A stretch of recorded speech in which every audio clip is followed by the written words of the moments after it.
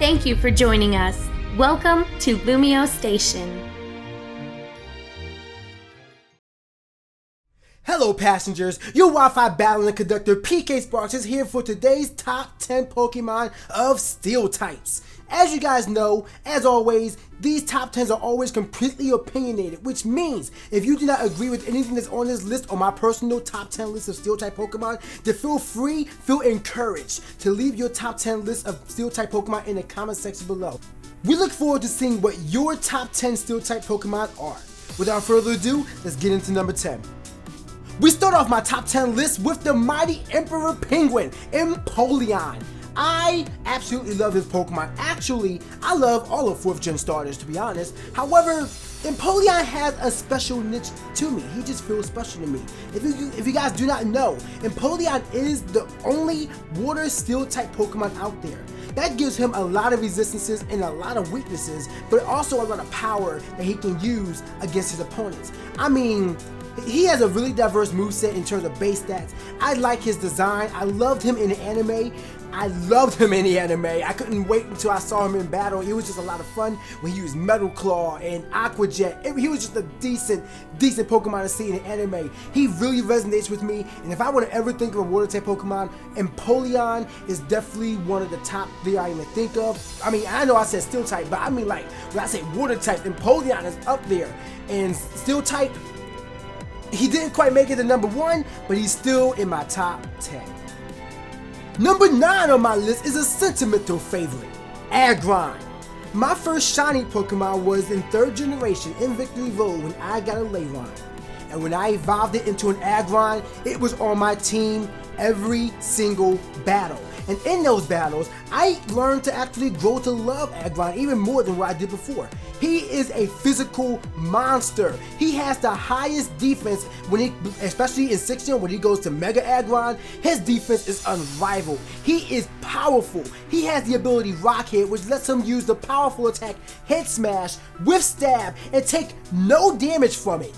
He is just a giant. Look at him. Now, granted, his typing gives him double weaknesses to both fighting and ground, which sucks. And his special defense is not quite there. However, he's not meant to take special attacks, so why would you keep him in on the surf? You don't keep him in on the surf. You bring him in there when they want to bring in the stupid Flare Blitz. Flare Blitz, yeah, it's super effective, but that ain't even itch. Then you just use Rock Polish, use Magnet Rise, use Head Smash, use Iron Head, use Iron Tail, use Earthquake, learn Dragon Claw, use Toxic, anything you want.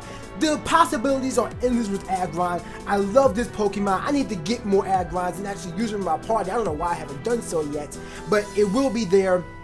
I love you, Agron, and that's why you're number 9 on my top 10. Number 8 goes to the almighty legendary Heatran. I love this Heatran. Now, honestly, here's a little fun fact. My first Heatran, when I was thinking of nicknames, I named it Beef Stew. Why? Its skin just reminded me of Beef Stew. That's honestly why I named it Beef Stew. So whenever I get a Heatran, I nickname it Beef Stew. It's my favorite nickname for Heatran. He's the only fire steel type. Give him an air balloon, and he can't be touched. He resists so many attacks. Not to mention, even with fairies being a thing, he double resists it. He double resists fairies thanks to him being both steel and fire. He had a massive special attack stat of 394 at level 100 and a massive HP stat of, I believe, 394 as well. I could be wrong, but I know it's really high. It's high up there. I always max attack, max special attack my Heatran, and he has a really good move pool. Now, he can be used for setting up, he can be used for offensive attacking, and not to mention, in the Pokemon movie, I forget which one it is, but I know it's in the movie, and he was climbing on walls and just being all speedy with his 6 legs. I love his design, I love his cry. Nothing about Heatran I don't like. I have fond memories of him. Heatran, number 8. There it is. That's all that needs to be said. We move on from Heatran to possibly one of the best counters to Heatran. Okay, it's not, but he's a pretty good check to Heatran. Escadrille. This little mole means business. Just look at him. He may not have the defenses, but god darn it, for him being so tiny, this monster can wreck. Put him in the sand with Sand Rush, your whole team is decimated. Rock Slide, Swords Dance, Earthquake. That's all you need. You don't even need a fourth move. You don't put it to protect. Keep it empty. You don't need it. It's just an empty slot right there. You don't need. All you need is those 3 moves. Like I said, he's such a powerful Pokemon that he's actually banned in 5th Gen Ubers. In 5th Gen OU on Smogon tiers. He is that powerful. In 6th Gen, they actually gave him another niche. It's weird, but because he's like a premier Rapid Spinner now, he's been used as an artillery Pokemon to just come in and use Rapid Spin. And Escadrille threatens. He's threatened so many Pokemon just because of his typing, his ground steel typing. He's just a threat. People have been running Jolly, Max Speed, and Max Attack with Mode Breaker. I know Callum, he has a specially defensive set, which is crazy bulky. It took a Shadow Ball from a Modest Gengar. So I'm just like, whoa. Escadrille, he's a powerful Pokemon. Everybody, when they see an Escadrille on the field, they know they need to fear. They have fear running through their spine, sending chills everywhere. Escadrille, you're tiny, but you pack a lot of power. And that's why you're number 7 in my top 10. Moving on from Escadrille is number 6, the 4th Gen evolution to Magneton, Magnezone. This thing, once again, it seems like a lot of Pokemon in this top 10 actually benefits from an air balloon, and Magnezone is no exception. His main weakness is his dual weakness to ground. Give him an air balloon, what can you do? He can get hit by fire, he can get hit by fighting. However, most of those moves are known to be physical, unless you're using Fire Blast or Flamethrower, but usually they're physical. And Magnezone has a great defensive stat. His special attack also reaches 394, his HP reaches 364. He is known to be a choice scarfer. He is meant to be a physical wall with a special attacking, so that's always tricky. When you have a defense for one stat, as in physical defense, but then you have an offensive stat for another stat, such as special attack, that is always a threat in any party. His move pool, he's known to be Thunder, he's known to have Flash Cannon, he's known to have Magnet Rise from time to time, he's known to have Tri-Attack. This thing just sits on the field and just says, hey, what you gonna do? I'm a UFO. I'm an unidentified flying object. You can't do anything to me except sit there and just watch as I zap your entire team. Not to mention, look at his design. It may be awkward. In fact, it's really awkward, but I still love it. And that's why Magnezone is number 6 in my top 10. We're halfway done and we're going to bring in the top half of the top 10 with Metagross. Now you guys are probably thinking, Metagross is so low. Granted, I like Metagross. The other Pokemon I like, I just have more of a use for in the way I play. However, when it comes to Metagross, I cannot and will not deny its power. This is probably one of the greatest pseudo-legendaries of all time. Metagross, Steel Psychic type, 405 possible attack points, 364 possible HP points. Not to mention his move pool, Earthquake. He has the semi-exclusive Meteor Mash, a 100 base power Steel-type attack that has a chance of raising your attack. Yes, please. Not to mention, he has Meta in his name. This is the reason why Metagross is number 5 on my top 10 Steel-type Pokemon. Number 4 goes to the Pokemon with possibly the largest head in the entire Pokemon universe, Steelix, the ground Steel-type Pokemon, evolution of Onyx. When I first saw him in the anime, I'm just like, holy shit. He is intimidating. And when I saw him in Pokemon Stadium 2, again, he is intimidating. And do you see those gaps in his teeth when he roars?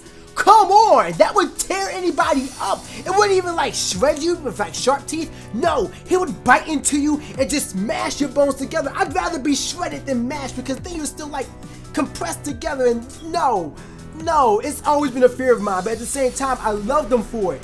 Not to mention, his entire body kind of just spins when he's just on the field. And I think even in Pokemon X and Y, I haven't seen one yet, but I'm pretty sure they put it in the X and Y so they had it in the Stadium of Coliseum, and even Pokemon Battle Revolution, his stones were spinning. This man means business. He has the second highest defense to Shuckle, third if you want to count Mega Agron. He is so great as a utility. He has a really diverse move pool. He can rock out with Iron Head, Gyro Ball, Earthquake, any of the elemental fangs, Thunder, Fire, Ice. Like I said, he gets Curse. He's known to be a Toxic Staller. He can also set up Stealth Rocks. The only reason why he's not used is his special defense stat. But Steelix is still a great Pokemon in its own right, and any team that has Steelix on it is bound to be okay physically. Number 3 on my top spot used to be epitome of a defensive pivot for entry hazards in the game, Forretress. Why did I say used to be? That goes to number 2, but you guys will find out about that in just a second. Forretress is a Steel Bug type Pokemon and is known for setting up entry hazards. It has access to Stealth Rocks by Egg. It learns Spikes at level 28 as a Pinecone, and it can learn Toxic Spikes by Heart Scale. Couple that with Rapid Spin, and you have the premier definition of an entry hazard Pokemon, both getting rid of them and setting them up. He also has access to Bug Bite, Volt Switch, Gyro Ball, and that's pretty much it offensively. That's the reason why Forretress kind of fell off on my list. However, it doesn't matter for what it's supposed to be doing for its massive 204 defense at level 50. 416 defense at level 100 and massive 354 HP at level 100. Oh my god, it takes hits. Not to mention its typing. It does have a quad weakness to fire, but you just don't stay in on the fire. You set up the Stealth Rocks so that when fire attacks come in, they'll get hurt. You can set up Toxic Spikes so that way any Pokemon that can take hits from a Forretress will get Toxic Poison. You can set up Toxic Spikes to further damage fire types and any Pokemon's on the ground. Forretress is there. If you need a defensive pivot on your team to set up entry hazards, you should definitely consider Forretress. My favorite Bug type Pokemon, and number 3 is my favorite top Steel type Pokemon. Number 2 on my list goes to the almighty Ferrothorn. You guys may have seen him in my Wi-Fi battles. I call him Cabbages. Now, the reason why he takes the spot from Forretress is because offensively, Ferrothorn has a much larger move pool with access to both the unique and really powerful 120 base power Power Whip, a grass type physical attack. Also, he has access to Iron Head and Gyro Ball. He can also, he can be a physical sweeper as well, with access to Curse, Bulldoze. I mean, if you want, I really wouldn't recommend it, but it's just a possibility of what he can do. He's a lot more diverse and a lot more powerful offensively and defensively than Forretress could ever hope to be. Not to mention Ferrothorn's unique ability, Iron Barbs. Whenever a physical attack touches Ferrothorn, they take 116 damage. Couple that with the item Rocky Helmet, and that's 1/8 of their damage done just because they touched you. Not to mention Ferrothorn's defense can reach 394. His special defense can reach, I believe, 364 or 363. His HP can reach about 354. He is meant to take hits, and if you touch him with a physical attack, you're going to be taking the damage while he just sits there laughing and setting up entry hazards. He has access to Stealth Rocks, Spikes, Leech Seed, and as I said, offensively, he has Iron Head and Power Whip under his belt. Definitely a Pokemon you should consider for any other team, and if you see one, know that it is going to wreak havoc on your team without doing a damn thing. From number 10 to number 2, that brings us to number 1. And you guys are probably going to be shocked about this when I say this. It's not Aegislash, it is the Blade. The Blade is my favorite Steel-type Pokemon.